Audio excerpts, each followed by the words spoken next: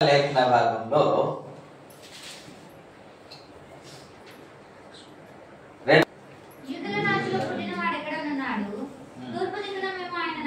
రాజైన హేరోదు దినముల యందు యూదా దేశపు బెత్లెహేములో యేసు పుట్టిన పిమ్మట ఇదిగో తూర్పు దేశపు జ్ఞానులు యెరూషలేముకు వచ్చి యూదుల రాజుగా పుట్టిన వాడెక్కడ ఉన్నాడు, తూర్పు దిక్కున మేము ఆయన నక్షత్రము చూచి ఆయనను దీని గురించి గడిచిన సంవత్సరమే మేము జ్ఞాపకం చేశాను.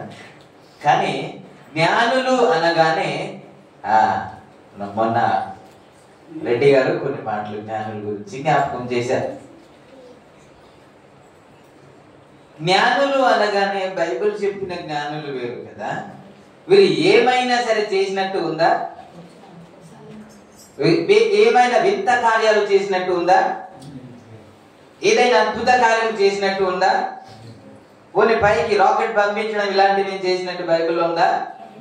అలాంటి ఏమి లేదు, ఏమీ చేయలేదు. కానీ బైబిల్ వారికి జ్ఞానులు అని చెప్పింది కదా. వారి గురించి చరిత్ర ఏమీ లేదు. పోనీ వారి దేశంలో ఏమైనా చేశారా అంటే అది కూడా వ్రాయబడాలి.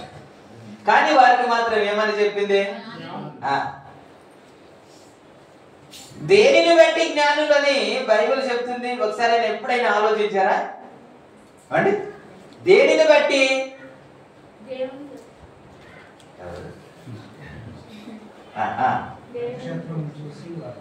దేనిని బట్టి అని అంటే వారు సృష్టికర్తను వెతుకుతున్నారు కాబట్టి, నిజమైన దేవుణ్ణి వెతుకుతున్నారు కాబట్టి, పరిశుద్ధుణ్ణి వెతుకుతున్నారు కాబట్టి, రక్షకుణ్ణి వెతుకుతున్నారు కాబట్టి వారిని బైబిల్ ఏం చెప్పిందంటే జ్ఞానులు. ఏది పడితే అది చేసి, ఎవరి పడితే అది చెప్పింది నమ్మించి చేయడము చేసే వారిని జ్ఞానులు అనరు. ఇప్పుడు మాట్లాడుతున్న వారు కూడా ఏం మాట్లాడుతున్నారు వారికే తెలియదు. ప్రతి దానికి ఏం మాట్లాడతా అంటే లోతు గురించి తెలుసా? లోతు ఏం చేశాడు? అసలు తెలిసే మాట్లాడుతున్నారా అంటే వారికి జ్ఞానం లేదు. పోనీ లోతు దేవుడు అండి? మీరు చెప్పండి, లోతు దేవుడా? పోనీ లోతుకు దేవుడు పాపం చెయ్యి అని చెప్పాడా? పోనీ పాపం చేసిన తర్వాత భలే చేసావురా అని అన్నాడా మీ దేవుడు? అసలు జనంగా నుండి తీసి పడేశాడు కదండి. లోతు కుమార్తె వలన పుట్టిన వారంతా మోయాబీలు, వారు శపించబడిన వారు. అది ఇజ్రాయెల్ ప్రజలకి వారికి వేరు చేశాడు. అసలు కలవడానికి వీల్లేదు అనేసాడు. ఇవన్నీ అర్థం కాదు. ఆ ఒక్క ముక్క పట్టుకొని మాట్లాడుతుంటారు. వీళ్ళకు జ్ఞానులు అనాలా జ్ఞానులు అనాలా అంటే చెప్పండి. సరైన వ్యక్తిని ఎవరైతే కనుక్కోవడానికి ప్రయత్నం చేస్తారో, సృష్టికర్తను తెలుసుకోవడానికి ఎవరైతే ప్రయత్నం చేస్తాడో, రక్షకుణ్ణి చేరుకోవడానికి ఎవరైతే ప్రయత్నం చేస్తారో వారినే దేవుడు, లేకపోతే బైబిల్ ఏం చెప్పిందంటే జ్ఞానులు అని. తర్కవాదాలు చేసుకుంటే మనకు సత్యం బయలుపడదు కదా. నాదే కరెక్టు అంటే కదా అంటే కూడా సత్యం బయలుపడదు కదా. అది ఎంతవరకు నిజమో, ఆయన చెప్పింది ఏంటి, నేను అనుకునింది ఏంటి అని రెండు ఎవరైతే గమనిస్తారో వారి సరైన జ్ఞానులు. ఈ జ్ఞానులు చెబుతున్న మాట ఏంటో తెలుసా? మీరు బైబిల్లో ప్రతి మాట అలా పట్టుకోండి. ప్రతి మాట ఏమని చెబుతున్నారంటే, మేము వాక్యము చదివి వచ్చాము అన్నారా? మేము వేదాలు చదివి మేము వచ్చాము అన్నారా? ఏమని అన్నారా? ఏంటి?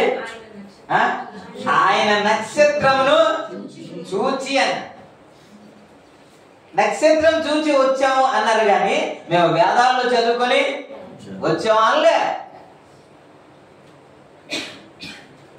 ఇంతవరకు నడిపించింది ఎవరు అని అంటే చెప్పండి. తూర్పు దేశాన బయలుదేరి యెరూషలేముకు వచ్చినప్పుడు సుమారు 2 సంవత్సరాలు అయింది అనే కదా మనకి తెలుసు. ఈ 2 సంవత్సరాలు నడిపించింది ఎవరు? ఎవరండి? రండి అంటే మాట్లాడరేంటి? వెలసింది గగనాన యేసయ్య జన్మస్థలము జ్ఞానులకు తప్పలేదు. Okay okay. కాబట్టి ఎవరు నడిపించారంట? గట్టిగా మాట్లాడండి. సీరియస్గా ఉన్నాను. వచ్చేవారు టిఫిన్ చేసి రండి. మరి సీరియస్గా ఉండమాకండి. నక్షత్రం నడిపించిందంట. బైబిల్ దాని గురించి ఎప్పుడైనా సరే మీ ఇంటి మీద నక్షత్రం కట్టండి అని ఉందా? ఉందండి? లేదా? మరి ఎలా కడుతున్నారు? ఎక్కడి నుంచి వచ్చింది ఈ పద్ధతి? ఎప్పుడు చెప్పాడు దేవుడు? పోనీ ఎక్కడ మార్పు కలిగింది? మరి దీన్ని బట్టి మనం చేస్తున్నాం అని చెప్పడానికి ఏ ఆధారం ఉంది? ఈ నక్షత్రం గురించి చెప్పబడింది కాబట్టి ఇంట్లో కట్టేద్దామా? అసలు ఇంట్లో కట్టమని చెప్పిందా, లేకపోతే ఆ నక్షత్రం నువ్వే అని చెప్పిందా? నక్షత్రం ఏం చేసిందో అది చేయగలిగితే కదా నిజమైన క్రిస్మస్. అంతేనా? క్రిస్మస్ రోజు నక్షత్రం ఏం చేసిందో ఈ రోజు కూడా అదే చేయగలిగితే అదే నిజమైన క్రిస్మస్. అందుకే మనం ఏమంటామంటే పైనేమో స్టార్ అంటే ఆ స్టార్ ను చూసి ఎవరు రారు, ఆ స్టార్ ను చూసి ఎవరు రారు. వస్తారా? పోనీ ఇంటి మీద కట్టబడిన స్టార్ ని చూసి నేను మార్పు చెందాను అని ఏ సాక్ష్యం ఉందండి? లేదుగా. మన ఆచార భక్తి ఉండకూడదు కదా. మనం వాళ్ళగైతే కడుతున్నారు, మనం కూడా అలాగే కడుతున్నాం. అలాగని కట్టొద్దాం లేదు, మరీ సీరియస్ అయిపోతున్నా. కట్టండి. కానీ నక్షత్రం పని ఏంటా అనేది జ్ఞాపకం చేయడానికే ప్రయత్నం చేస్తున్నాను. చాలా మంది జ్ఞానులు ఉన్నారు. మీరు అనుకుంటున్నారు మా భారతదేశంలో ఉన్న ప్రజలందరూ ఇంకా వేరే వేరే ఆ దేవుణ్ణి ఆరాధించుకుంటున్నారు, మమ్మల్ని వ్యతిరేకిస్తున్నారు, మమ్మల్ని ఇబ్బంది పెడుతున్నారు, సువార్తకి ఆటంకపరుస్తున్నారు అని మీరు భావిస్తున్నారు. కాదు, కొంతమంది మాత్రమే అలా చేస్తున్నారు. కానీ చాలా మంది ఉన్నారు సత్యమేంటో వారు వెతుకుతున్నారు. నిజ దేవుణ్ణి ఎవరు అని వెతుకుతున్నారు. వారు ప్రయత్నంలో వారు ఉన్నారు. చాలా మంది హిందూ సహోదరులలో చాలా మంది ఉన్నారు. మీరు చాలా తప్పుగా అనుకుంటున్నారేమో. అంటే ఎవరో ఒకరు చేస్తే అందరి మీద మీరు మోపేయవద్దు. అందరూ చెడ్డవారు అనుకోవద్దు. అందులో మంచివారు కూడా ఉన్నారు. సత్యం ఏంటో తెలుసుకోవాలని ప్రయత్నం చేసేవారు ఉన్నారు. చదువుతూ కూడా ఇందులో సత్యం మాకు కనబడలేదు కదా, అసలు నిజమైన దేవుడు ఎవరు, ఎక్కడ సత్యం దొరుకుతుంది అని చాలా మంది ప్రయత్నం చేస్తున్నారు. అందుకే ఆనాడు ఋషులు కూడా ప్రార్థన చేశారు. మేము చీకటిలో ఉన్నాం, వెలుగులోనికి నడిపించు. మేము పాపంలో ఉన్నాము, పరిశుద్ధతలోనికి నడిపించు. మేము మరణంలో ఉన్నాము, ఇలా ప్రార్థన చేశారు. చాలా మంది ప్రార్థన చేసేవారు ఉన్నారు. సత్యం ఏంటో మాకు అర్థం కావట్లేదు అని. ఇలాంటి సందర్భంలో ఆ జ్ఞానులను నడిపించే ఒక తార కావాలి. అంతేనా క్రిస్మస్ అంటే? అలాంటి వారిని నడిపించే వారే ఎవరంటే నక్షత్రం. మన ఇంట్లో పైన పెట్టుకుని హ్యాపీ క్రిస్మస్ చెప్పుకుంటే ఫలితం ఏమి ఉండదు. కానీ ఆ నడిపించే వ్యక్తి నీవే అయిపోవాలి. నక్షత్రం నీవేగా మారిపోవాలి. ఆనాడు 2 సంవత్సరం నడిపించింది ఏంటి అంటే వారు సాక్షాత్తు పలుకుతున్న మాట మేము ఏవేవో చదువుకుని రాలేదని ఆ నక్షత్రం చూసాము, ఆ నక్షత్రం నడిపిస్తే వచ్చేవాళ్ళు చెబుతున్నారు. ప్రభునామానికి మహిమ కలుగు.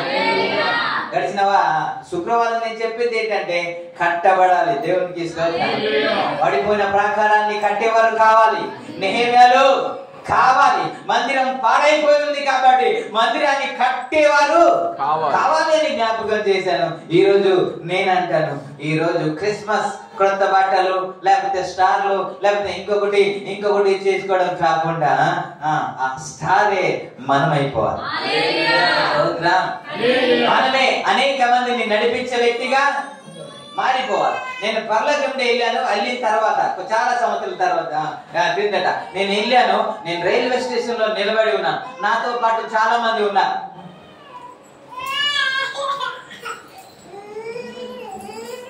చాలా మంది ఉన్నారు నన్ను పంపించడానికి, అంటే దిగబెట్టడానికి వచ్చారు. ఒక వ్యక్తి ఇద్దరు కుమార్తెతో వచ్చారు. 13-15 సంవత్సరాలు ఉంటుంది ఇద్దరికి. అతన్ని పరిచయం చేశారు. చేస్తే ఆయన చెబుతున్న మాట, నేను సత్యం వెతుకుతున్నానండి, నిజదేవుడు ఎవరు అని వెతుకుతున్నానండి, ఎక్కడైతే సత్యం దొరుకుతుందో అక్కడికి వెళ్ళాలనే ప్రయత్నం చేస్తున్నానండి అని. అక్కడ నాకు కనబడలేదు. నేను హిందూ దేవాలయంకి వెళ్ళాను, అక్కడ కూడా నాకు కనబడలేదు. చివరిలో మాట్లాడిన మాట నాకు చాలా ఆశ్చర్యం అనిపించింది, బాధ అనిపించింది. నేను చర్చికి వెళ్ళాను, కనబడలేదు ఆయన. ఇద్దరు కుమార్తెలు ఉన్నారు, అంకుల్కి నమస్కారం పెట్టండి అని చెప్పారు. ఆయన చెప్పగానే ఇలా చేతులు జోడించి నమస్కారం అంకుల్ అన్నారు. ఒంగోని మరి అంత పద్ధతిగా నేర్పిస్తున్నారు, అంత పద్ధతిగా ఆయన నడిపిస్తున్నాడు. కానీ నాకు సత్యము దొరకలేదు అంటున్నారు ఆయన. ఎక్కడ కూడా దొరకలేదంట. ఎక్కడ దొరకలేదు. ఇది బాధాకరమైన విషయం. ఇక్కడికి వస్తే ఏం దొరకాలి? దేవుడు కనబడకపోయినా దేవుడు కనబడడేమో గాని ఆ దేవుని రూపం మనలో కనబడాలి. ఆయన పరిశుద్ధుడు అని తెలియాలి అని అంటే ఇక్కడ పరిశుద్ధత కనబడాలి. ఆయన ప్రేమమయుడు అని తెలియాలంటే ఇక్కడ ప్రేమ కనబడాలి. ఆయన ఐక్యతను చెప్పే దేవుడు అని తెలియాలి అని అంటే ఇక్కడ ఐక్యత కనబడాలి. ఈ అన్ని కనబడకుండా దేవుణ్ణి మనం పరిచయం చేయలేం. ఇక్కడికి వచ్చిన తర్వాత ఎస్ ఇదే నిజమైన దేవుడు అని అర్థం చేసుకోవాలి ఒక వ్యక్తి. ఆయన నేను వెతుకుతున్నాను అంటున్నాడు. నిజానికి మనం హ్యాపీ క్రిస్మస్ చేద్దాం ఖచ్చితంగా. Praise the lord. ఓకే, ఎక్కడున్నాం? ఈనాడు కూడా అదే జరగాలి, అదే నిజమైన క్రిస్మస్. అప్పుడు సార్ ఏం చేసిందో చదువుతుంటాం కానీ దాన్ని ఇంటి పైకి పరిమితం చేస్తాం. నువ్వు అక్కడే ఉండు, నువ్వే స్టార్, మేము మాత్రము కాదు. యేసయ్య చెప్పింది అలా కాదు కదా, బైబిల్ చెప్పింది అలా కాదు కదా, పరిశుద్ధ గ్రంథం చెప్పింది అలా కాదు కదా. ఒక స్టార్ ఒక వ్యక్తిని ప్రభు చెంతకు నడిపించిన దాన్ని కదా చరిత్ర చెప్పింది.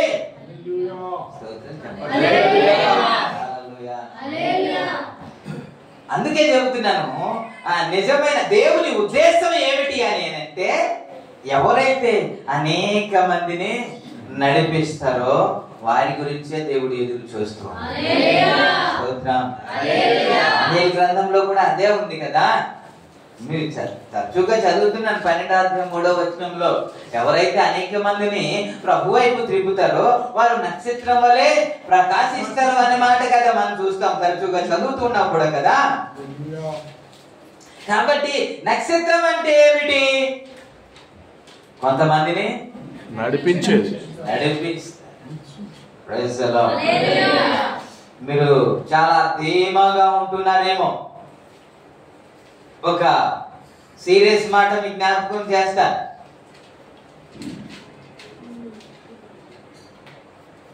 ఇది ఇంకా మీకు అర్థం కాలేదు. మత్తయి సువార్తలో 25వ అధ్యాయంలో కొన్ని మాటలు మనం చూస్తాం. ఆయన తలంతుల గురించి మాట్లాడతాడు. ఒక వ్యక్తికి 2 తలంతులు, మరొక వ్యక్తికి 3, ఆ తర్వాత 5. 18వ వచనం నుండి ఒకసారి చదువుదాం. అయితే ఒక తలాంతు తీసుకుని వాడు వెళ్ళి భూమి త్రవ్వి తన యజమానుని సొమ్ము దాచిపెట్టింది. పరలోక రాజ్యము ఒక మనుష్యుడు దేశమంతరమునకు ప్రయాణమై తన దాసులను పిలిచి తన ఆస్తిని వారికి అప్పగించినట్లును అతడు ఒకనికి 5 తలాంతులు, ఒకనికి 2, మరి ఒకటియు ఎవనికి సామర్థ్యము చొప్పున వానికి ఇచ్చి వెంటనే దేశమంతా పోయెను. దేశాంతరము పోయెను. Okay okay okay. ప్రభు నామానికి మహిమ కలుగుగాక.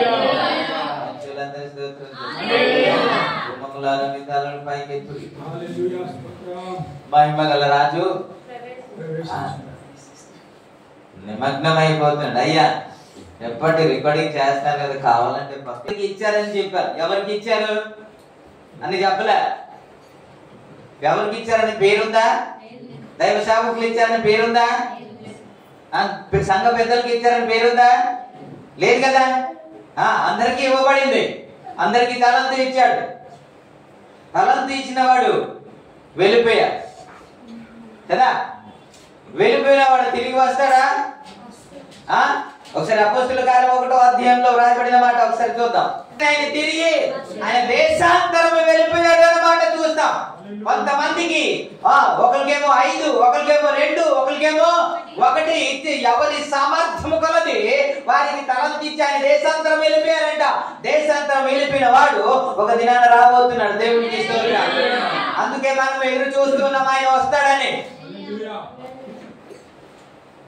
ఇదిగో ఆయన మేఘారుడై వచ్చుచున్నాడు, లేకపోతే ఆయన త్వరగా వచ్చుచున్నాడు అన్నమాట మనం ప్రకటన గ్రంథంలో చూస్తాం. వచ్చుచున్నవాడు ఆలస్యము చేయడు, ఖచ్చితంగా ఆయన వస్తాడు. వానికి జీతము పట్టుకొని మరి వస్తాడు. అంత మాత్రమే కాకుండా లెక్క అడగడానికి వస్తాడు. ఆయన నీకు ఇచ్చింది లెక్క అడగడానికి వస్తాడు. చాలా మంది ధీమాలో బ్రతుకుతున్నారు. ఈ తలంతు ప్రతి ఒక్కరికి దేవుడు ఇచ్చాడు. ఈ తలంతుతో ఏం చేయాలంటే ఒకదానికి ఒకటి సంపాదించాలి. అది వ్యాపారం చేసి సంపాదించాలి అనే కదా బైబిల్ చెబుతుంది. 5 తలంతులు పొందుకున్నవాడు ఇంకో 5 సంపాదించాడంట. 2 తలంతులు పొందుకున్నవాడు ఇంకో 2 సంపాదించాడంట. 1 తలంతులు పొందుకున్నవాడు ఏం చేశాడంటే వీడు రోజు చర్చికి వస్తాడు, వింటాడు, వాక్యం వింటాడు, పాటలు పాడతాడు, వెళ్ళిపోతాడు. వీడి వల్ల ప్రయోజనం ఏమీ ఉండదు. మేము వచ్చామా లేదా, వింటాం, వెళ్ళిపోతాం. ఎవరిని నడిపించాడు, ఎవరిని సువార్త ప్రకటించాడు, సువార్త ప్రకటించడానికి నడిపించడానికి ప్రయాసపడ్డావు. తలంతు మాత్రం ఈ దగ్గర ఉంటది. ఇది భూమిలో దాచిపెట్టుకుంటాడు. ఎవరిని బలా నమ్మకమైన దాసుడా అన్నాడు అని అంటే ఎవరికైతే 5కు 5 సంపాదించారో వారిని కదా బలా నమ్మకమైన దాసుడా అన్నారు.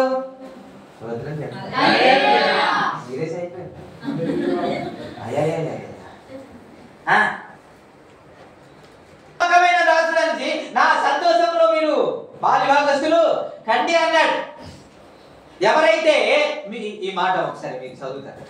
ఎవరైతే ఈ రుమాల్లో దాచుకున్నారో వారిని గురించి ఒకసారి చదువుదాం. 29, 30, 20. ఏడ్పుయు పండ్లు కొరుకుటయు ఉండును అనే మాట ఇది ఎక్కడ దేని గురించి అని అంటే నరకం గురించే కదా.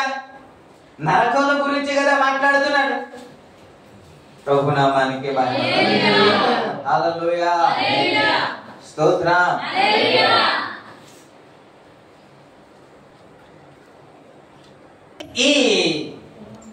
ఇందులో పడవేస్తారు అని అంటే ఎవరైతే ఇచ్చిన తలంతులు ఉపయోగించకుండా సద్వినియోగం చేసుకోకుండా ఆ తలంతుని దాచుకొని భూమి మీద దాచుకొని ఉన్న వ్యక్తి గురించి మాట్లాడుతున్నమాట కదా. ఆ వ్యక్తి గురించి అంట ఏమని వ్రాయబడిందంటే నరకంలో పడవేయబడిన తర్వాత, లేకపోతే నరకంలో పడవేయబడిన తర్వాత పండ్లు కొరుకుటయు ఏడుపును పండ్లు కొరుకుటయు ఉంటుంది. అసలు ఎవరిని అందులో వేశారు? ఏ తప్పు చేశాడు ఈయన? ఏ పాపం చేశాడు? ఏ వ్యభిచారం చేశాడు? ఏ దొంగతనం చేశాడు? ఏ నరహత్య చేశాడు? ఇదేమి చేయలేదు కదా. ఏమి చేయకుండా అందులో పడవేయడం ఘోరమైన పాపం కదా. దేవునికి స్తోత్రం. హల్లెలూయా, ప్రభునామానికి మహిమ కలుగును. మరి పాపము చేయలేదు కదా, తప్పు చేయలేదు కదా, ఏ దొంగతనం చేయలేదు కదా అని మనం ఫీల్ అయిపోతూ ఉంటాము. కానీ దేనిని బట్టి వారు పండు కొరుకుటయు ఏడుపును అందులోనికి వెళ్ళిపోయారు, లేకపోతే నరకానికి వెళ్తారు, నరక యాతనానికి ఎందుకు వెళ్ళిపోయారు అని అంటే దేవుడు ఒక బాధ్యతను అప్పగించాడు. ఆ బాధ్యతను అప్పగించిన తర్వాత సరిగ్గా వారు ప్రవర్తించలేదు. సరిగ్గా ప్రవర్తించలేదు కాబట్టి దేవుడు మాట్లాడుతున్నమా, నీ అప్పగించిన పని మనము చేస్తుంటే ఈ విధంగా ఈ తీర్పు రాదు కదా. ప్రభు నామానికి మహిమ కాబట్టి మనకు ప్రతి వారికి ఒక్కొక్క తలంతు ఇవ్వబడింది. ఇప్పుడు వరకు గుండెల్లో చెయ్యేసి చెప్తాం, ఎంతమంది నడిపించాం, ఎంతమందిని ప్రభు దగ్గరికి నడిపించాం, ఎన్ని క్రిస్మస్ చేశాం కదా, ఎన్ని స్టార్లు కట్టాం కదా. కట్టారా లేదా? మరి ఇన్ని స్టార్లు కట్టిన తర్వాత ఎంతమందిని ప్రభు చెంతకి నడిపించాం?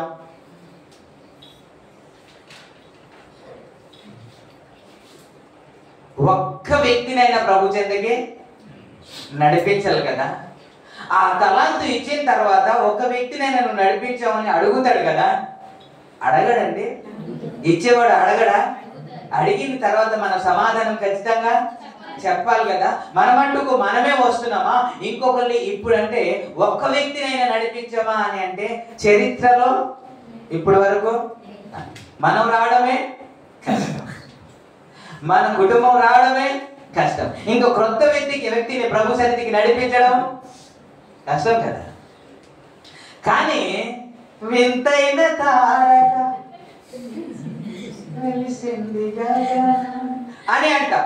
ఆ తార అక్కడికి వెళ్ళి వెలిసింది అంటే చాలా మంది 2 సంవత్సరాల క్రితమే, చాలా 2 సంవత్సరాల క్రితం ఇప్పటికీ పాడుతున్నారు.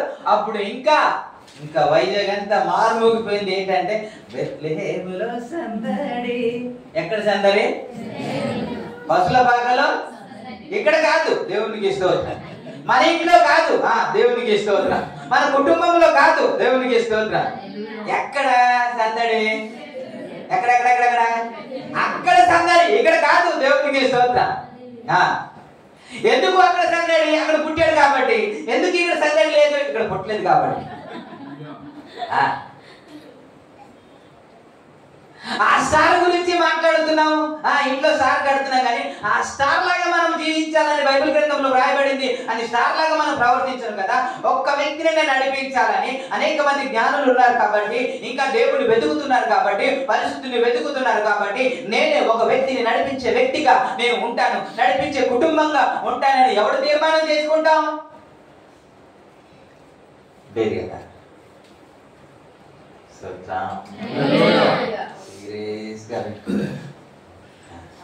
ప్రభునామానికి మహిమ కలుగును.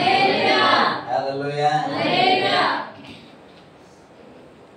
అపోస్తలుల కార్యంలో లేకపోతే యోహాను సువార్తలో ఒక మాట ఉంటుంది. యోహాను సువార్త 2వ అధ్యాయం.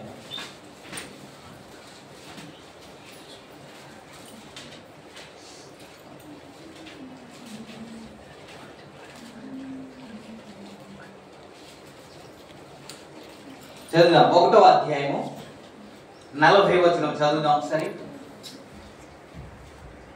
యోహాను మాట విని ఆయనను వెంబడించిన ఇద్దరిలో ఒకడు సీమోను పేతురు యొక్క సహోదరుడైన ఆంద్రేయ. ఇతడు మొదట తన సహోదరుడైన సీమోను చూచి, మేము మెస్సియాను కనుగొంటిమి అని అతనితో చెప్పి యేసు నొద్దకు అతనిని తోడుకొను. ఆంద్రియ సహోదరుడైన సీమోను ముందు యోహాను చెబుతున్న మాట ఆంద్రియ విన్నాడంట. ఈ మెస్సయ్య ఎవడు కనుగొన్నాడంట, రక్షకుడు ఎవడు కనుగొన్నాడంట. కనుగొనిన తర్వాత, రక్షించబడిన తర్వాత, విమోచింపబడిన తర్వాత ఇప్పుడు సంఘానికి వచ్చి సంఘంలో ఆరాధన చేస్తూ ఉండిపోలేదు, కానీ తన తమ్ముడైన తన సహోదరుడైన సీమోను ప్రభు చెంతకు నడిపించాడు. దేవుడు ఫిలిప్పుని దర్శించాడంట. అదే మీరు తర్వాత చూస్తారు 43వ వచనంలో ఫిలిప్పుని దేవుడు పిలిచాడంట. ఈ ఫిలిప్పుల్ని ఎవరిని పిలుస్తున్నాడంటే నతనేలు ప్రభు చెంతకు నడిపిస్తున్నాడు. దేవునికి స్తోత్రం. హల్లెలూయా హల్లెలూయా హల్లెలూయా. ఎప్పుడైతే ప్రభువుని తెలుసుకున్నాడో, ఎప్పుడైతే ప్రభువుని అంగీకరించాడో, ఆయన సత్య దేవుడని, ఆయన రక్షకుడని ఎప్పుడైతే తెలుసుకున్నారో, ఆ తర్వాత వారు ఊరుకోలేదంట. ఎవరినైనా ఒకరిని నడిపించడానికి ప్రయత్నం చేశారు, ఎవరినైనా ఒకరిని రక్షించడానికి ప్రయత్నం చేశారంట, ఎవరినైనా ఒకరిని బాగు చేయడానికి ప్రయత్నం చేశాడంట. దేవునికి స్తోత్రం. ఎవరైతే కొంతమందినైనా నడిపించాలి, కొంతమందినైనా రక్షించాలి, కొంతమందినైనా బాగు చేయాలని ప్రయత్నం చేస్తుంటారో వారి గురించే బైబిల్ చెప్పబడింది వారు నక్షత్రములని. ఎన్ని రోజులు చర్చికి వెళ్ళినా సరే, ఎన్ని రోజులు ఆరాధన చేసినా సరే, మన వల్ల ఇంకొక ప్రయోజనం ఏమీ లేదు. మనము నక్షత్రం వల్లే ప్రవర్తించలేము. ఎప్పుడు మనము నక్షత్రం అనబడతామంటే ఒక్క వ్యక్తినైనా ప్రభు చెంతకు నడిపించగలిగింది. ఒక్కసారి మీ మట్టుకు మీరు ఆలోచన చేయండి, ఎంతమందిని ప్రభు చెంతకు నడిపించాను, ఒక్క వ్యక్తినైనా నడిపించగలిగాను. ఒకవేళ ప్రభు వచ్చి నన్ను నిలదీసి అడిగినప్పుడు, నన్ను లెక్క అడిగినప్పుడు, అయ్యా ఇంతమందిని రక్షించగలిగాను, ఈ వ్యక్తిని రక్షించగలిగాను, ఇదిగో నా మూలంగా ఈ ఆత్మ రక్షించబడింది అని చెప్పగలిగిన ధైర్యము మన సంఘానికి ఉండాలి కదా. ఈ జ్ఞానులు అని చెప్పబడిన వీరు ఏమని సాక్ష్యం చెబుతున్నారు అని అంటే, మేము ఆ నక్షత్రం చూసి ఇక్కడికి వచ్చేసామన్నారు. స్తోత్రం. హల్లెలూయా. ఎవరైనా వచ్చి అప్పుడు చెప్పాలి ఏమని అని అంటే, అయ్యా నేను రవిని బట్టి రక్షించబడ్డాను అని చెబితే కదా నా లెక్కలోనికి వస్తుంది. స్తోత్రం. నేను రెడ్డి గారిని బట్టి రక్షించబడ్డాను, నేను సురేష్ గారిని బట్టి రక్షించబడ్డాను, నేను ఉషా గారిని బట్టి రక్షించబడ్డాను అని మన గురించే సాక్ష్యం. నీ గురించి అంటే బాధపడతారని. స్తోత్రం. హల్లెలూయా. ఎప్పుడైతే ఆ సాక్ష్యం మన గురించి పలకబడుతుందో అప్పుడే నిజమైన క్రిస్మస్ మీ హృదయంలోనికి, మీ కుటుంబం మీదకి వచ్చిందని అర్థం. ఇవన్నీ జరగకుండా హ్యాపీ క్రిస్మస్ అంటే అనడమే మిగులుతుంది. ఆ హ్యాపీ క్రిస్మస్ అందుకే తరచుగా చెబుతున్న మాట ఏంటంటే, ఆ అపోస్తలులు ఎప్పుడు హ్యాపీ క్రిస్మస్ చేసుకోలేదు, ఏ మీటింగ్ పెట్టుకోలేదు, ఏ స్టార్ కట్టుకోలేదు, కానీ వారే స్టార్ అయిపోలేదు. దేవుని వాక్యం చెబుతుంది అదే, దేవుని వాక్యము. అందుకే చెప్పాను, మనం ఒక్క వ్యక్తినైనా ప్రభు చెంతకు నడిపించాలి. యేసుక్రీస్తు ప్రభు వారు యోహాను సువార్త 4వ అధ్యాయంలో మిట్ట మధ్యాహ్నము ఒక ఆమెతో మాట్లాడుతున్నారు. సమరయ స్త్రీ గురించి మాట్లాడతారు.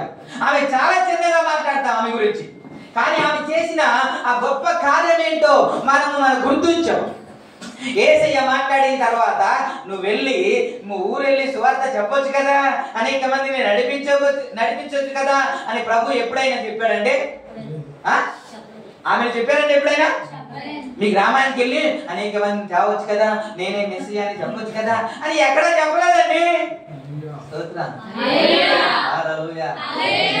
మనమే బెటర్ అనేసి చాలా మంది ఫీల్ అయిపోతున్నారు, చాలా సార్లు మనం ఫీల్ అయిపోతాం.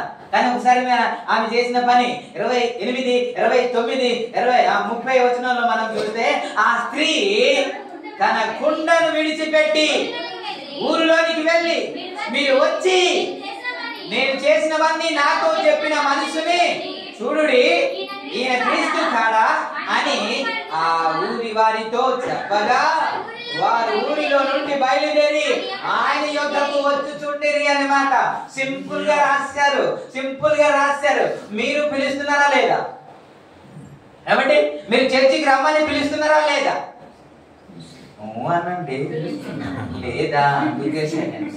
మరి పిలుస్తుంటే వస్తున్నారా? మరి అప్పుడు పిలవగానే వచ్చేసారంటే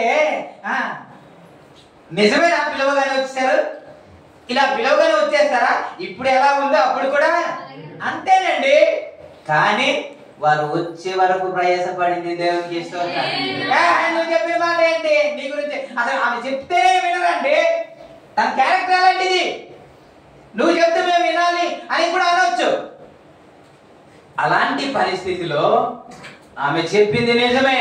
మీరు ఒకసారి వచ్చి చూడండి అయ్యా, మెస్సయ్య దగ్గరికి రండి అయ్యా, ఈయనే రక్షకుడు, ఈయనే మెస్సయ్య అని పట్టుపట్టి ఊరు వారందరూ యేసయ్య దగ్గరికి వచ్చేటట్టు ప్రయాసపడింది. దేవునికి స్తోత్రం.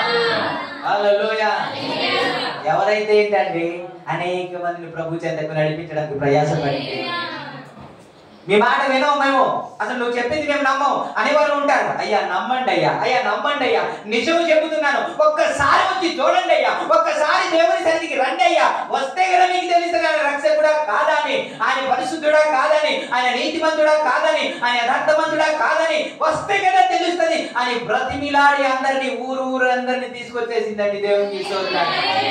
ఒక్క వ్యక్తిని కూడా నడిపించలేదు, హ్యాపీ చేస్తాం కానీ ఒక్క వ్యక్తిని కూడా ఎన్నో సంవత్సరాలు అయింది ఇప్పుడు వరకు మన అకౌంట్ లో ఆ అకౌంట్ లో ఉంటాయి, మరి ఈ అకౌంట్ లో ఏముండదు, ఇందులో ఉండాలి కదా, ఈ జాబితాలో ఉండాలి కదా. ప్రభు రాబోతున్నాడు కాబట్టి, లెక్క అడుగుతాడు కాబట్టి, మనకు తలంతులు ఇచ్చాడు కాబట్టి, పాటలు పాడే తలంతులు, వాక్యం చెప్పే తలంతులు, స్వార్థ చెప్పే తలంతులు అన్ని ఇచ్చాడు కాబట్టి, ఒక్క వ్యక్తినైనా ఈ రోజు నేను నడిపించాలని తపన ఎవరికి లేదు.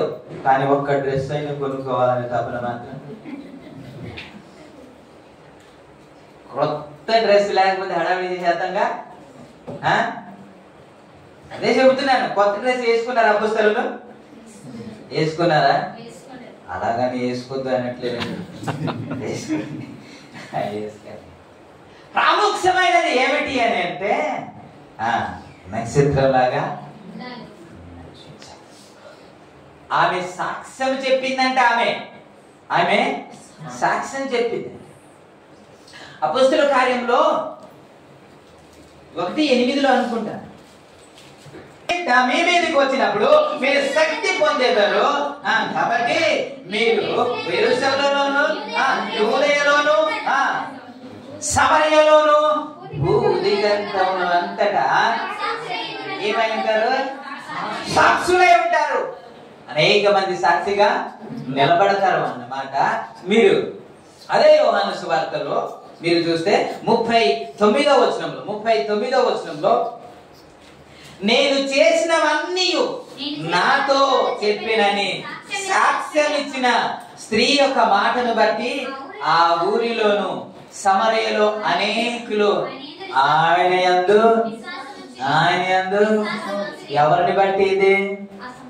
ఎవరిని బట్టి అంటే ఆ సమరని స్త్రీ బట్టి ఊరిలో ఉన్న ప్రతి ఒక్కరు రక్షించబడి, హల్లెలూయా. ఆ ఊరంతా ఒక పాపపు స్త్రీయే అంటే రక్షించడానికి నడిపించగలిగితే, యేసయ్య దగ్గరికి నడిపించగలిగితే మన పరిశుద్ధులు కదండి. అదా మన పరిశుద్ధులా కాదా? చెప్పండి, మన నీతిమంతులా కాదా? మన యథార్థవంతులా కాదా? ఏమండి, నేను ఒక మాట జ్ఞాపకం చేశాను ఒరిస్సా ప్రాంతంలో. ఏమిటి అని అంటే, నాకు బాగా తెలిసిన వారు ఉన్నారు. కొన్ని పరిస్థితిని బట్టి ఈ ప్రాంతం అంతా ఏమైపోవాలి? ఒక్కొక్క స్టార్ గా ఒక్కొక్క వ్యక్తి మారిపోతే, ఒక్కొక్క కుటుంబం ఒక్కొక్క వ్యక్తి మార్చగలిగితే అందరు మారిపోరా? ఏమో మాకేం తెలుసండి. ప్రభు అలాగో చేయుగా, నక్షత్రం వల్ల మిమ్మల్ని వాడుకొనుగా, ఇంతమందిని నడిపించడానికి జ్ఞానాన్ని దేవుడు అనుగ్రహించునుగా, తెలివిని దేవుడు అనుగ్రహించునుగా, వాక్శక్తిని దేవుడు అనుగ్రహించునుగా. ఈమె ఊరంతా మార్చిపడేసిందండి. ఇప్పుడు చెప్పండి, ఇప్పుడు ఈమె నక్షత్రమా లేకపోతే మేము నక్షత్రమా? ఇంకా ఈమె హ్యాపీ క్రిస్మస్ అని చెప్పుకుంటే బాగుంటుందా, మనం చెప్పుకుంటే బాగుంటుందా? పైనుండి చూస్తూ ఉంటాడంట. అదే చాలా సందర్భంలో పైనుండి చూస్తూ ఎవడైనా సరే నమ్మకమైన వ్యక్తి ఒకడైనా కనబడతాడేమో అని ఎదురు చూస్తుంటే ఒక్కడు కూడా కనబడలేదంట. ఆ బీట సందులో నిలబడడానికి తగిన వాడు ఎవడైనా ఉన్నాడేమో అని అక్కడ చూస్తుంటే ఎవ్వడు కనబడట్లేదు. అందరు హ్యాపీ క్రిస్మస్ చెప్పేవారు కానీ స్టార్ గా తయారయ్యేవారు. అది నా బాధ. దేవుడికి స్తోత్రం. హల్లెలూయా. ఒక్కొక్కరు ఒక్కొక్క నక్షత్రంగా తయారైపోతే, ప్రభు చెంతకు నడిపించే వారిగా తయారైపోతే ఎంత బాగును. సువార్త ప్రకటించడానికి అనేక మంది నడిపించడానికి ఎంతో శ్రమను అనుభవించారండి, ఎంతో కష్టాన్ని అనుభవించారు. పౌలు గురించి మాట్లాడతాను ఒకసారి. కొరింథీ రాసిన పత్రిక 2వ పత్రిక 11వ అధ్యాయము 22-23వ వచనంలో రాయబడిన మాట. చదువుతారు ఒకసారి. అనేక మందిని నడిపించడానికి, అనేక మందిని ప్రభు చెంతకు నడిపించడానికి ఇన్ని శ్రమలు అనుభవించాడని చెబుతున్న మాట. ఈయన గురించి ఒక్కసారి జ్ఞాపకం చేస్తున్న అపొస్తలుల కార్యం 14వ అధ్యాయంలో, అపొస్తలుల కార్యం 14వ అధ్యాయంలోనే మనం తరచుగా ధ్యానం చేస్తున్న మాట. 19వ వచనం నుంచి, అంత్యోకు నుండి ఇకోనియా నుండి యూదులు వచ్చి జనసమూహములను తమ పక్షముగా చేసుకొని పౌలు మీద రాళ్ళు రువ్వి అతడు చనిపోయినని అనుకొని పట్టణము వెలుపలికి అతనికి ఈడ్చి, అయితే శిష్యులు అతని చుట్టూ నిల్చుండగా అతడు లేచి పట్టణంలో ప్రవేశించి మరునాడు బర్నబాతో కూడా దెర్బేకు బయలుదేరిపోయాను. వారు ఆ పట్టణంలో సువార్త ప్రకటించి అసలు యేసయ్య చెప్పింది ఏంటి? సువార్త ప్రకటించమన్నాడు కదా, అంతేనా? మీరు రెండు సువార్తలు రెండు విధాలుగా ఉంటాయి. మార్కు సువార్త 16:15లో మీరు సర్వలోకానికి వెళ్ళి సువార్త ప్రకటించండి అనే మాట ఉంటారు. మత్తయి సువార్త 28:19లో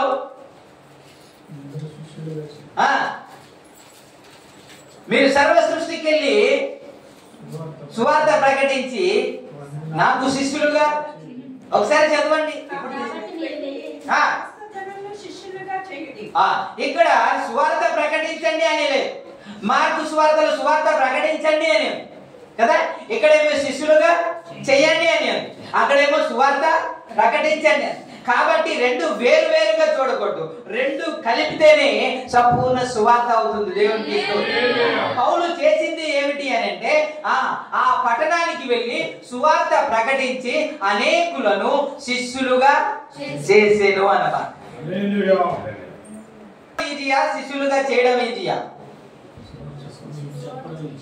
అంటే? సువార్త చెప్పడం కష్టమా, శిష్యులుగా చేయడం కష్టమా అంటే? సువార్త చెప్పడం చాలా ఈజీ, నమ్మితే నమ్ముతారు, లేకపోతే పిలవడం చాలా ఈజీ. వస్తే వస్తారు, లేకపోతే శిష్యులుగా తయారు చేయడం చాలా కష్టం. అక్కడ మారి వరకు వెనకట్లో తిరగాలి, వద్దు అన్నా సరే తిరగాలి, ఏదో ప్రయాసపడి దానికి శిష్యుడుగా చెయ్యాలి. ఇది మామూలు విషయం కానే కాదు. ఇలా చేయడానికి అనేక ప్రయాసపడ్డాడంట. దేవునికి స్తోత్రం. నిజానికి చెప్పాలంటే అంతకు ముందు రాళ్ళు రువ్వి చచ్చిపోయాడనేసి ఈడ్చి పడేశారంట. అంత దెబ్బలు తిన్నప్పటికీ కూడా ఆయన లేచి సువార్త ప్రకటించడానికి వెళ్తున్నాడు. దేవునికి స్తోత్రం. నేను అంటారా, మనము నక్షత్రమా ఆయన నక్షత్రమా? లేకపోతే ఆయన హ్యాపీ క్రిస్మస్ చెప్తే బాగుంటుందా, మనం హ్యాపీ క్రిస్మస్ చెప్తే బాగుంటుందా? మనం హ్యాపీ క్రిస్మస్ చెప్పుకుంటున్నాం కానీ క్రిస్మస్ లో ఉన్న హృదయం యొక్క వేదన ఏంటో దేవునిది అని మనం అర్థం చేసుకోలేదు. నక్షత్రం గురించి మనం మాట్లాడతాం, లేకపోతే నక్షత్రము ఇంటి మీద కట్టుకుంటాం కానీ నక్షత్రం ఏం చేసింది, బైబిల్ ఏం చెప్పింది దాని ప్రకారంగా మనం చేయము. అది చేయగలిగితేనే నిజమైన క్రిస్మస్. ఒక్కొక్క నక్షత్రంగా మీరు మారిపోయి ఉంటే ఈ పాటికి సంఘం ఇలా ఉండదు. నేను సంవత్సరానికి లేకపోతే నెలకు ఒక్క వ్యక్తినైనా ప్రభు చెంతకు నడిపించాలి, లేకపోతే ఆయన మార్చాలని ప్రయత్నం చేస్తుంటే, కంకణం కట్టుకుని ఉంటే ఇలా ఉండదు. దేవునికి స్తోత్రం. ఉంటదా? మనం చర్చికి వస్తాం, మనం వెళ్ళిపోతాం అంతే. ఆ తర్వాత వారం రోజుల వరకు మనకి పట్టించుకో, పరిచర్య పట్టించుకోవాల్సింది ఎవరు? పాస్టర్ గారు. పట్టించుకోవాల్సింది ఎవరు? రెడ్డి గారు. పట్టించుకోవాల్సింది ఎవరు? గోవిందమ్మ గారు. పట్టించుకోవాల్సింది ఎవరు? వారే.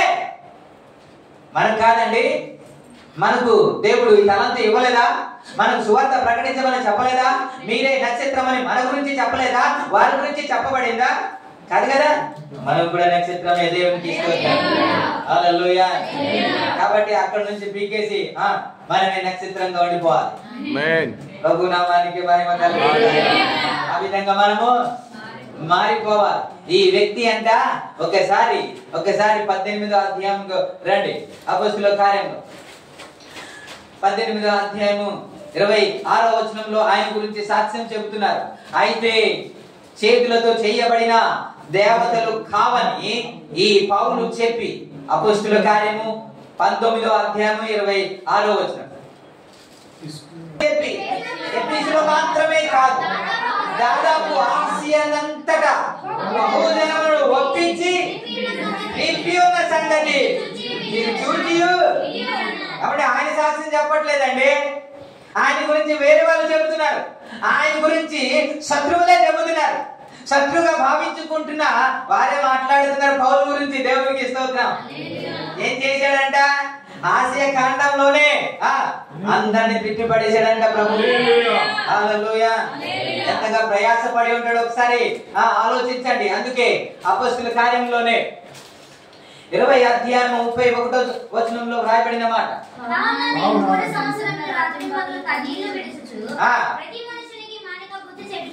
ఈ 3 సంవత్సరం ఏం చేశాడంట? కన్నీళ్లు విడిచుచు ఎవరిని మారకుండా ప్రతి ఒక్కరిని బుద్ధి చెప్పుచు తిరిగాడంట. దేవునికి స్తోత్రం. హల్లెలూయా. ఈ పని ఎప్పుడైనా ఎక్కడైనా మనం చేస్తామా అంటే ఖచ్చితంగా లేదు. ఈ జ్ఞానుల గురించి జ్ఞాపకం చేస్తాను. ఈ జ్ఞానుల గురించి మరలా ఇంకో కోణంలో మీకు గుర్తు చేస్తాను. అది సందర్భం కాదు కాబట్టి మీకు జ్ఞాపకం చేయట్లేదు. మనము అనేక మందిని నడిపించే వ్యక్తులుగానే ఉండాలి. కానీ కొంతమంది వస్తుంటే వారికి మనం ఆటంకంగా ఉండకూడదు. మనం ఆటంకంగా ఉండకూడదు. నక్షత్రము ఎప్పుడు నడిపించింది తప్ప ఆటంకంగా అయితే లేదు. దేవునికి స్తోత్రం. ప్రభునామానికి మహిమ కలుగునుగాక. స్తోత్రం. పౌలు తన పరిచర్య గురించి మాట్లాడుతున్నాడు.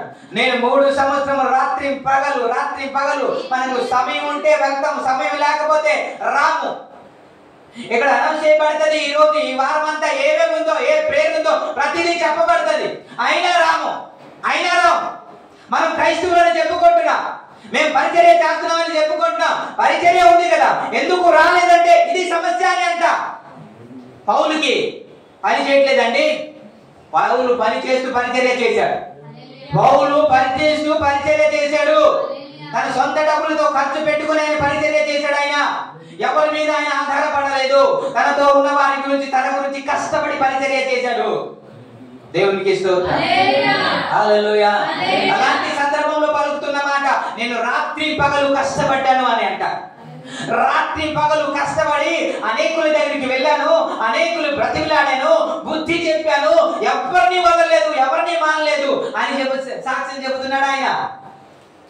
ఇంతవరకు మనం ఎంతమందిని నడిపించాం, ఎంతమంది గురించి కన్నీరు కార్చాము, ఎంతమందిని బ్రతిమలాడాం, ఎంతమందిని రిక్వెస్ట్ చేశామంటే లేదు. అవకాశం ఉంటే వస్తాం, లేకపోతే క్రిస్మస్ రావాలి,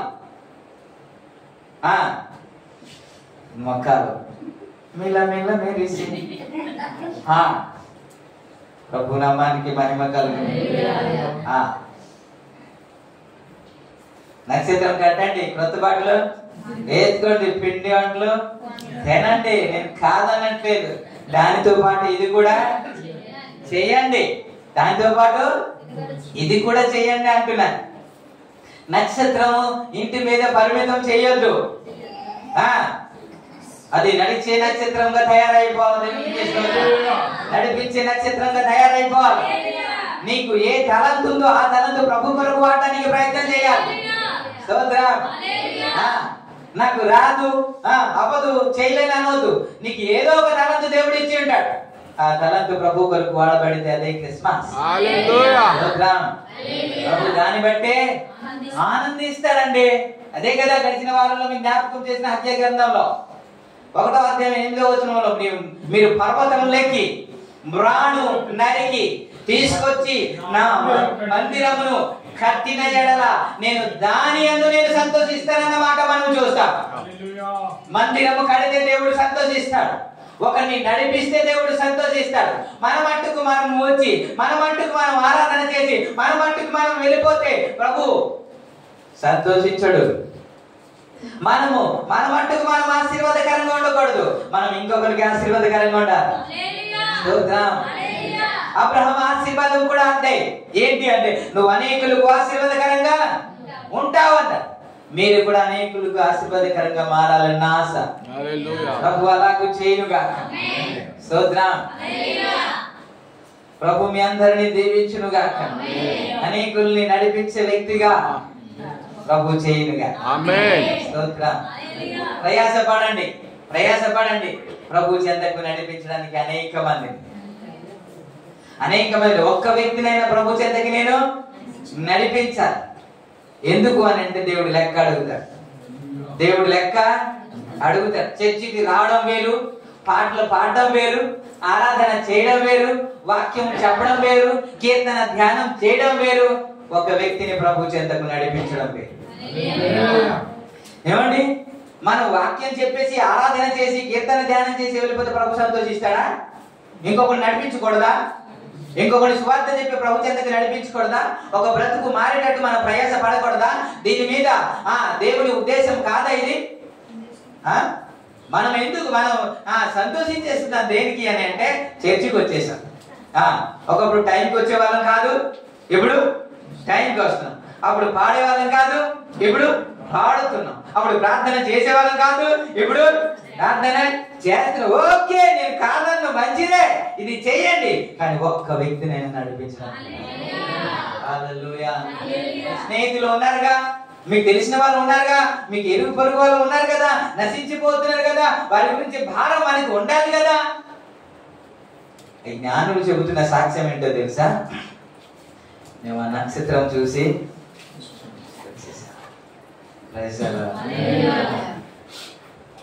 అక్కడికి వెళ్ళిన తర్వాత మాకు బహుమానం ఇచ్చేస్తామని ఇక్కడే మనం సంతోషించేస్తున్నాం. కానీ దేని బట్టి బహుమానం ఇవ్వాలి మీకు దేవుడు? దేని బట్టి మీకు కిరీటం ఇవ్వాలి? ఇంతగా ప్రయాస పడేవారు చాలా మంది ఉన్నారు కదండి. రాత్రి పగలు కష్టపడుతున్నారు కదా, అనేక మందిని నడిపిస్తున్నారు కదా, అంత ప్రయాస పడట్లేదు కదా మనం. మరి దేని బట్టి ఆయన బహుమానం ఇచ్చేయాలి? దేని బట్టి పరలోక రాజ్యానికి తీసుకెళ్ళిపోవాలి మనకి? ఎప్పుడైనా పట్టించుకున్నామా? అందుకే నిన్న శుక్రవారం జ్ఞాపకం చేశాను ఏంటంటే, ఎవడైనా తాగుబోతుడైతే, ఎవడైనా పాపంలో ఉంటే, ఎవడైనా లోకంలో ఉంటే, వీడు పాడైపోయాడండి, ఇంకా మారడండి అని అనొద్దు. ఆ బుద్ధిగా ఆ మందిరం పాడైపోయింది కాబట్టి ఆ పాడైపోయిన మందిరాన్ని కట్టడానికి ప్రయత్నం చేయాలి. నెహెమ్యా చేసింది అదే. మీరు బొత్తిగా లోకంలోనికి వెళ్ళిపోయాడా, బొత్తిగా తాగేసి తిరుగుతున్నాడా, అలాంటి వారిని మనం పట్టించుకోవాలి. అలాంటి వారిని మనం బాగు చేయాలి కదా, అలాంటి వారిని మనం నడిపించాలి కదా, అప్పుడే నక్షత్రం ఉంటుంది. హల్లెలూయా. ఈ పడిపోయిన ప్రాకారాల గురించి పట్టించుకోము, నడిపించడానికి ప్రయత్నం చేయము. స్టార్ మాత్రం పైన ఉంటది, కింద మాత్రం అప్పుడప్పుడు ప్రభు నామానికి అపోస్తలులు ఎప్పుడు స్టార్ అయితే కట్టలేదు, కానీ వారే స్టార్ గా బ్రతికేశారు. మనమే ఒక స్టార్ అయిపోయాం. నేను నాకు ఒకడు పాట పాడింది ఏంటంటే, పై పై వేషం మనిషి చూచును, హృదయాంతరంగం ప్రభువు చూచును. పై పై వేషం ప్రభు, హృదయాంతరంగం ప్రభువు చూచును. నీవే సువార్తగా జీవించు క్రైస్తవా, నీవే సువార్తగా జీవించు క్రైస్తవా. బోధే బ్రతుకైతే బ్రతుకు బోధ కాదా, ఇదిలో కంటే సిలువ, నీ మెడలో కంటే సిలువ, బ్రతుకులో ఉంటే సిలువ, నీ బ్రతుకున కదే విలువ, గుడిలో కంటే సిలువ. ఏమర్థమైంది? ఏమర్థమైంది? నీవే ఒక సువార్తగా మారిపోతే, బోధే బ్రతుకైతే బ్రతుకు బోధ కాదా. మనమే ఒక సువార్త అయిపోయి మనల్ని చూసినప్పుడు దేవుని ప్రేమ మనలో కనబడాలి, దేవుని పరిశుద్ధత మనలో కనబడాలి, దేవుని నీతి మనలో కనబడాలి. ఆ కనబడినప్పుడే మనల్ని చూచి అనేక మంది ప్రభు చెంతకు రావడానికి అవకాశం. Praise the Lord. హల్లెలూయా. ఆ విధంగా పరిశుద్ధాత్మ దేవుడు చేయునుగా, ఆ విధంగా పరిశుద్ధాత్మ దేవుడు నడిపించునుగా, మన అందరినీ ఆశీర్వదించునుగా. ఈ మాట మన వినికిడిలో ఆశీర్వదించునుగా.